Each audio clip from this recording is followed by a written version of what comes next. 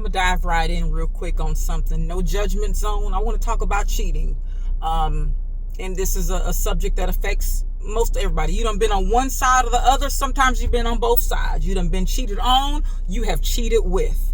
But the thing is, for the married couples, you done got you something a little bit on the outside.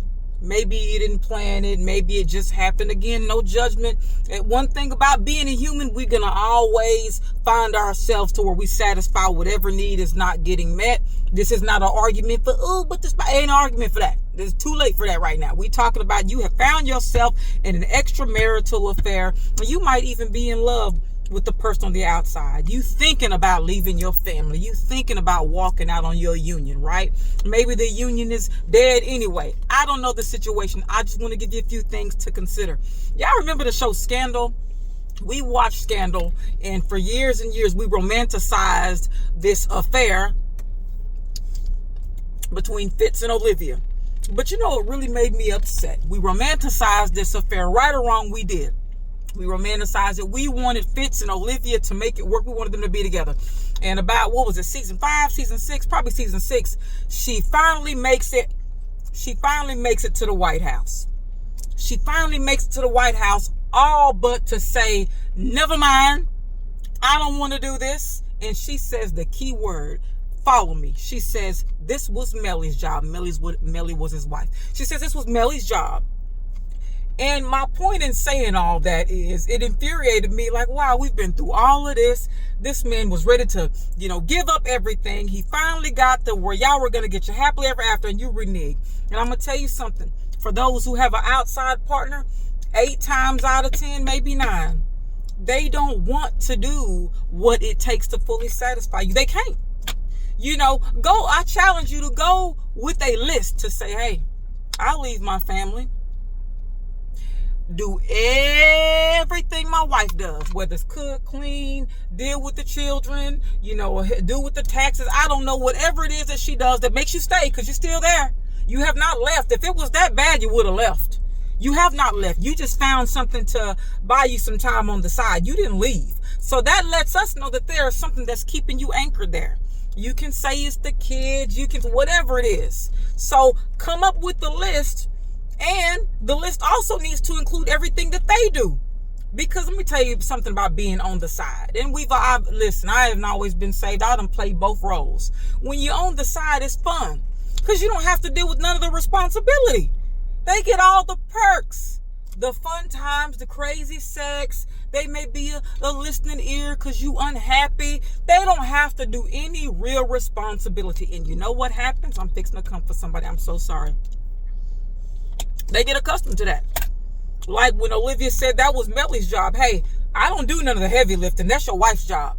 I don't do none of the heavy stuff. That was your husband's job. Oh, deal with these bratty kids y'all got? I didn't want to do that. Cleaning up and doing this and being your secretary or whatever, I didn't want to do it. I was around for the fun. And if you be honest with yourself, the people on the side, be honest with yourself, you in it for the fun. And let's talk about being human. The thing about being a human being is we like what's forbidden. You like the fact that this person is willing to renege on their marriage for you. It makes you feel a certain, desire. You do. I don't want to talk about anybody ready to be fake. You feel, and a lot of times this is about a conquest. You want to win. You want to win. He gonna choose me. He gonna choose me. Especially women, we get real catty out. He gonna choose me. But have you really stopped to think about everything that person has to put up with on the inside of the home? And if you really, really want that, or if you just fixing to do damage to somebody else's family, because you have a responsibility in it too. It's not, I used to have that kind of mind frame. Hey, I ain't married. That's you. I ain't got nothing to do with that. I was big on that. But at the end of the day, you do. You have responsibility because it's your hands that have done the help of tearing down someone's home, tearing down someone's family, the kids. You are still partly responsible. And I'm going to be honest, most people do not want to go all the way with that. And I tell you this, even if everything is hunky-dory peachy, you can say, oh man, yeah, that person will. Yeah, they've already proved that. They've proved that they will. Okay. Do you know how hard it's going to be to manage a relationship where this person has seen you be unfaithful? This person has seen you lie on many occasions. This person knows what you are capable of. You think you're going to build some trust on that?